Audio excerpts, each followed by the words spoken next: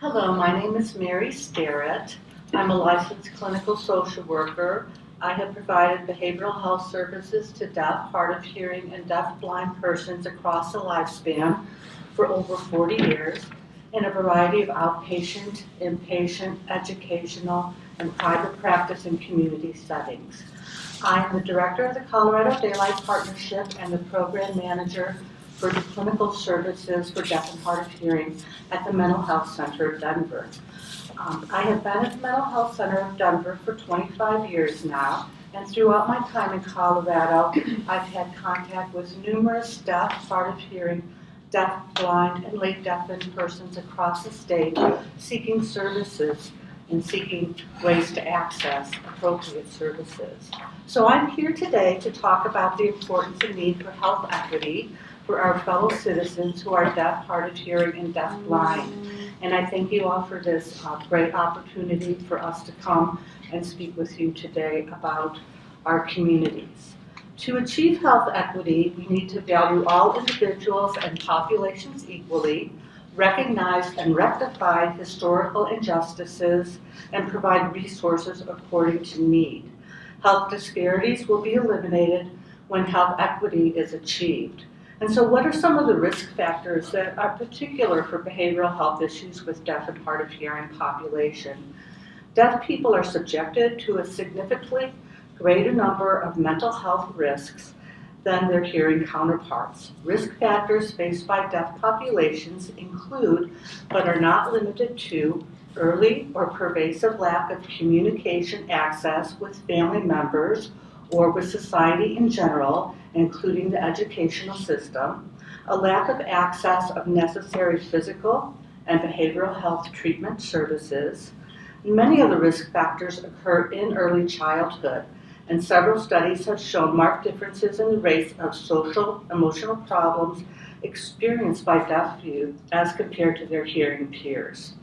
Deaf children are more vulnerable than hearing children to neglect and emotional, physical, and sexual abuse.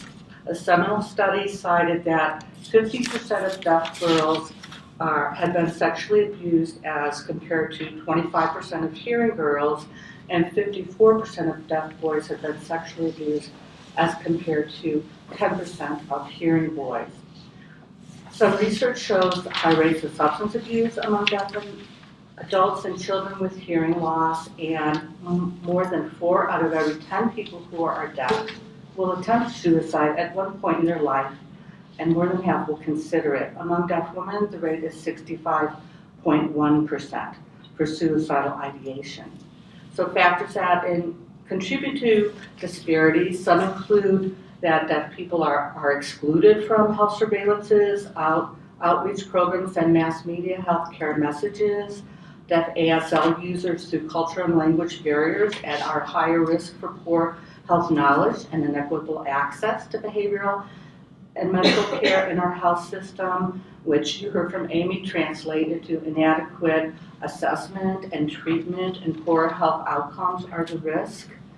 Some health disparities have been observed in higher rates of depression and anxiety, and members of the community visit their doctors and mental health professionals less often, in part due to the limited access to direct communication. Rick told you about the prevalence and rate, the penetration rates for deaf and hard of hearing versus the hearing population already in Colorado, and poor health outcomes have been attributed to problems accessing health care and communicating with healthcare professionals. The National Association of the Deaf position statement on mental health services for deaf people states that provision of services through American Sign Language is an evidence-based practice for this population, and that the use of trained clinicians who are fluent in ASL and culturally affirmative is essential. So what is the Colorado Daylight Partnership? We are a collaborative effort led by the Mental Health Center of Denver and the Colorado Commission for the Deaf, Hard of Hearing, and Deaf-Blind. Our mission is advancing access to linguistically and culturally responsive behavioral health services for Coloradans who are deaf, hard of hearing, and deaf-blind. We began in 2009 by providing training and technical assistance to early adopter, publicly funded behavioral health agencies forming our Learning Collaborative, and we began an integrated care demonstration in 2017.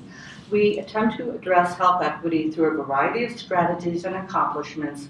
We promote best practices by taking a multi-systems approach to training and technical assistance. Our guiding principles include honoring consumers' right to choose their communication preference, whether that be an ASL via telebehavioral health, through an interpreter, or using hearing assistive technology. The Office for Behavioral Health has provided some seed funding for these program areas. And we also have tools for statewide system care to serve this population. Our guiding principles include creating allies, not adversaries, nothing about us without us, promoting awareness about autism and its consequences. We strive to address autism, which is defined as a negative or oppressive attitude towards deaf and hard of hearing people by either deaf or hard of hearing people or hearing people and organizations, and a failure to accommodate them. There are two basic forms of autism: individual and institutional autism. It can be subtle thoughtfulness and not always overt, such as forgetting to schedule an interpreter or assuming that anyone who knows a little bit of language is qualified to interpret. We honor consumers' right to choose their communication preferences and utilize training and technical assistance to support endorsement and implementation of best practices.